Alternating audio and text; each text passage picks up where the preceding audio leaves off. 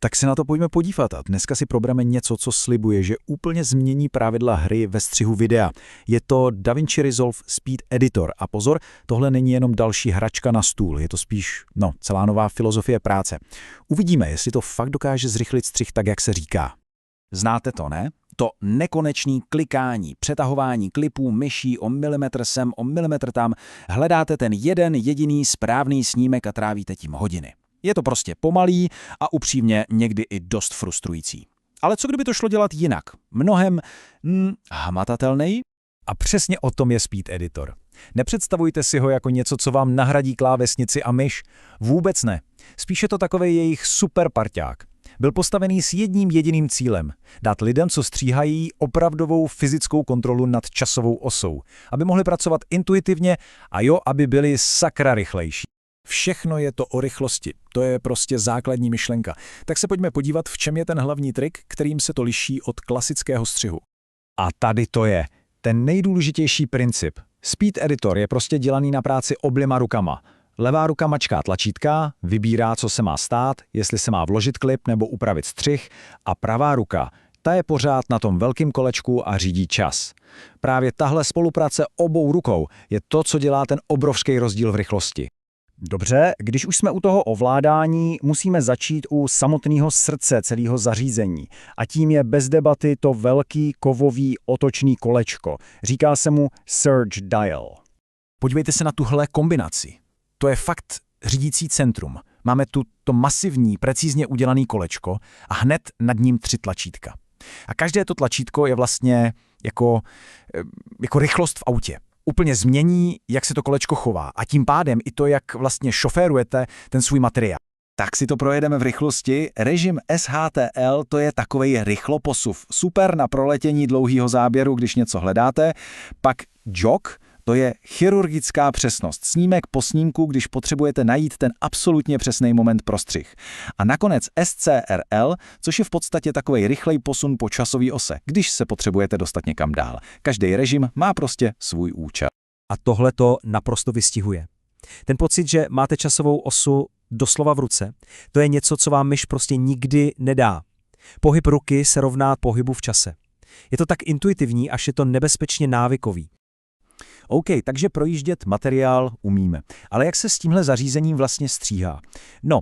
Aby to dávalo smysl, musíme si nejdřív vysvětlit jednu hodně důležitou věc přímo v DaVinci Resolve. Takže Speed Editor byl postavený hlavně pro stránku, které se říká Cut Page. A ta funguje jako taková magnetická časová osa. Klipy se k sobě sami lepí, nikdy tam nezůstane díra. Všechno je podřízený rychlosti.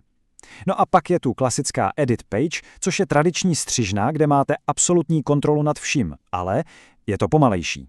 A teď to důležitý. Tlačítka na Speed Editoru se na těchto 2 stránkách chovají jinak.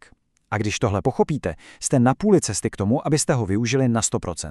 Ta tlačítka nalevo, to jsou ty akční klávesy, třeba Smart Insert. Ten na Cut Page sám najde nejbližší střih a práskne ten klip tam. Nemusíte nikam mířit.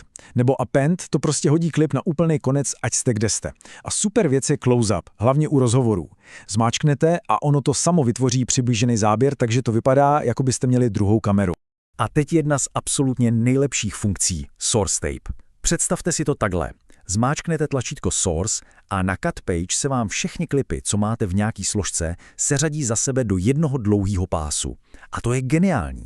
Můžete si tak neuvěřitelně rychle projet úplně všechno, co jste natočili a vybrat si jenom ty nejlepší kousky, aniž byste museli otvírat každý soubor zvlášť. Hrubý střih máme, ale to právý kouzlo je samozřejmě v těch jemných úpravách. A přesně tady Speed Editor naprosto září. Je to díky věci, které se říká live trimming. Ten princip je až směšně jednoduchý. Podržet tlačítko a točit kolečkem. To je všechno. Zapomeňte na nějaký klikání a tahání myší. Tady prostě držíte tlačítko pro funkci, co chcete udělat, a kolečkem ten střih plynule a přesně vymodelujete v reálném čase.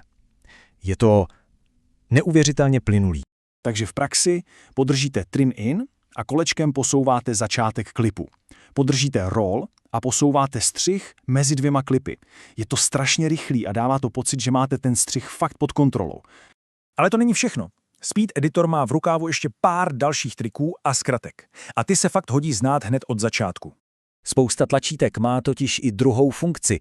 Třeba když dvakrát rychle zmáčknete ESC, je to jako ando, vrátí to poslední akci, nebo podržíte audio level a točíte kolečkem a měníte hlasitost. A když to samý tlačítko zmáčknete dvakrát, přidáte si značku. Přesně tyhle malý vychytávky ušetří spoustu času. A k čemu je ten blok s čísly uprostřed? Ten je hlavně prostřih z více kamer na té cut page.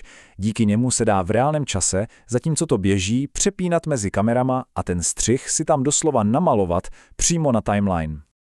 Dobře, takže ta klíčová otázka. Stojí to za to? Změní vám Speed Editor opravdu to, jak pracujete? Pojďme se podívat na takový shrnutí, co říkají lidi. Abychom byli fair, chvíli trvá, než si na to člověk zvykne. Je potřeba se odnaučit těm starým návykům s myší. Ale jakmile to dostanete do ruky, do svalové paměti, tak to zrychlení je podle všech naprosto obrovský.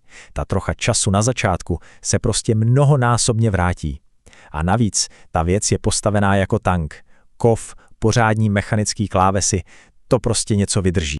Co se týče technických věcí, je to jednoduchý. Připojíte to buď kabelem přes USB-C, čímž se to i nabíjejí, anebo bezdrátově přes Bluetooth. A taková zajímavost, ono to nemá žádný zapínací tlačítko. Prostě se to samo probudí, když zapnete DaVinci Resolve a samo se to uspí, když ho vypnete. A tím se dostáváme k takové poslední myšlence. V době, kdy je všechno na dotyk a jenom na obrazovce, je nástroj jako Speed Editor vlastně návrat k něčemu fyzickému. A možná právě tenhle hmatový přístup, kdy jsme s tím materiálem víc spojení, je nakonec cesta nejen k rychlejší, ale i k mnohem kreativnější práci.